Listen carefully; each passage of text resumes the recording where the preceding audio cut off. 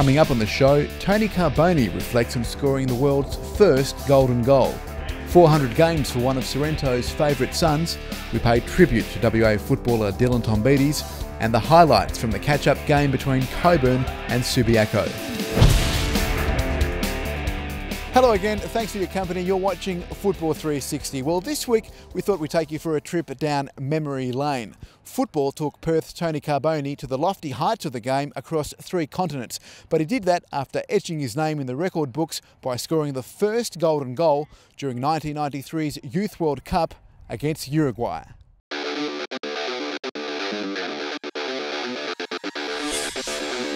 Yeah, obviously the golden goal was probably the pinnacle of my career. It was in Brisbane. I played Uruguay. The scores were 1-1. Whoever scored first, then they would win the game. I remember Craig Moore passing the ball down the right-hand side, and I know Jim Sakinas came on. He actually beat 2 Uruguayans. When the ball came across, like any coach would tell you, if you're going to head a ball, you actually head it down. I headed it down, and as soon as I saw the ball hit the back of the net, I knew obviously it was a goal. And yeah, I just ran to the bench and with Frank Urich there and jumped on him, and that was it, mate. It was just a big pylon. It was a great feeling. We beat Uruguay, made the semi-finals, and it's something I'll remember for the rest of my life. I didn't realise that was a goal that would actually be in the history books.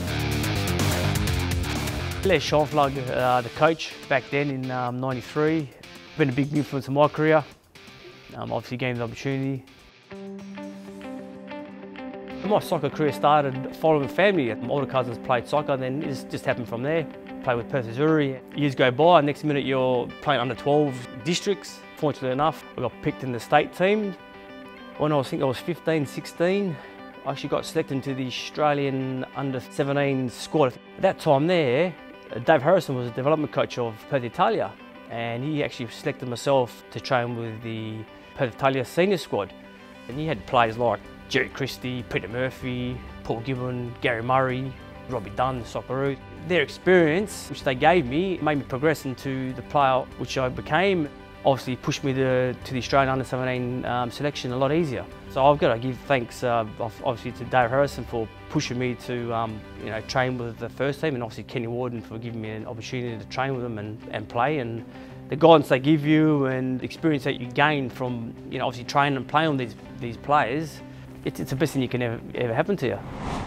My ambitions, like any other player, was to go overseas. I had the opportunity to go over to the UK with Forest. They were looking for a midfield player, and I was there for a week.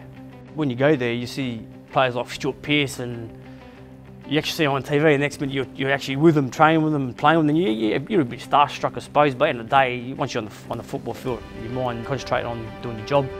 I ended up signing a 3-year deal there with Forest, an experience I'll never forget.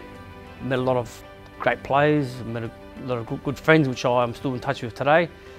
The players at Forest were unbelievable. We had players such as Stan Collymore, which he came from Southend, and then eventually he actually ended up moving to Liverpool for about £8 million back then. The most famous player I played against was playing the reserves with Forest and against Liverpool, and was actually playing against John Barnes. And I remember playing against the Swedish international Thomas Brolin. You're playing all these good players, quality players, and it's amazing. You know what I mean? It's watching the World Cup, next minute you're playing with them. I haven't really been involved with soccer for a long time. Actually, my last game I played, I think it was in Singapore when I was about 29, so it's about 10 years ago.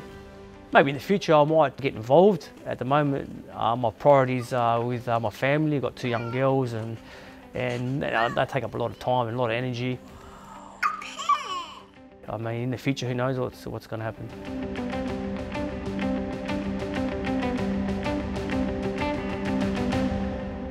And a big thanks to Tony Carbone for his time for that interview. Well, a former teammate of Carbone's is the man standing next to me right now is Todd Harnwell. Todd, celebrating a major milestone today here against Cockburn. Your 400th game didn't go as planned, but nevertheless quite an extraordinary feat.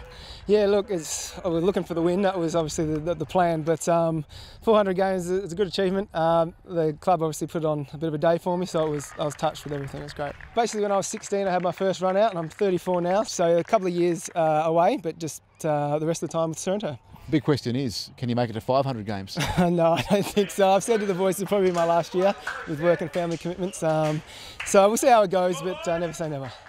How does the season hold for the rest of the year? Yeah, look, it makes it hard. We were chasing Bayswater. They're obviously the team to beat. That puts us further adrift. We're confident we can beat anyone on the day, but last couple of games we've slipped up. And how about big brother Jamie, retiring from the State League last year? Now, how's he going? Look, he's no nonsense. He's done that when he was playing. He's the same with coaching. He complements Trevor really well, and look, I think we've got a good brand of football. We just got to get it right on the day. It's quite a family affair here at Sorrento for the Harnwells. Dad president, older brother Jamie in the coaching ranks. Yeah, and we've got my nieces and nephews and my daughter and son probably to come through the ranks as well. So it's just a family club. We've always had that atmosphere, and I guess that's why we've stayed here so long.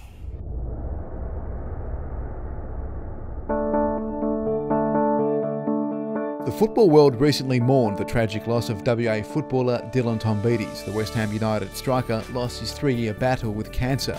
His former club, Stirling Lions, revealing it wants to hold an annual tribute match.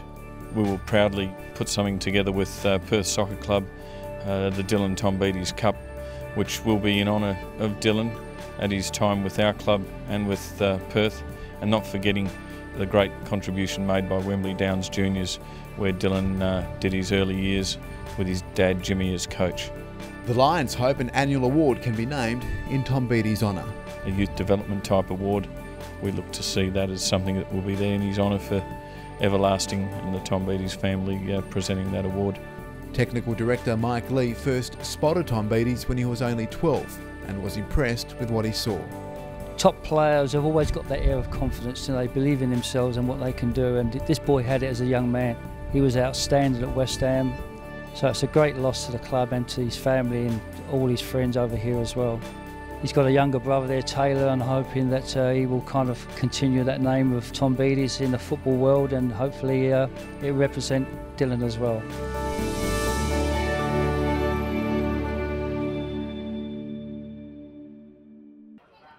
Time now to take a quick look at the highlights from the midweek game between Cockburn and Subiaco.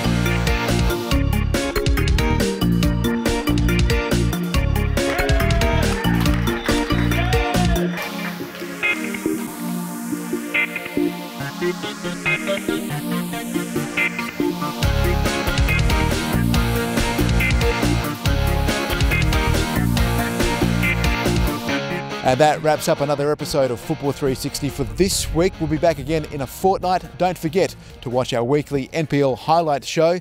Until then, from a very rainy and wet Percy Doyle Reserve, it's bye for now.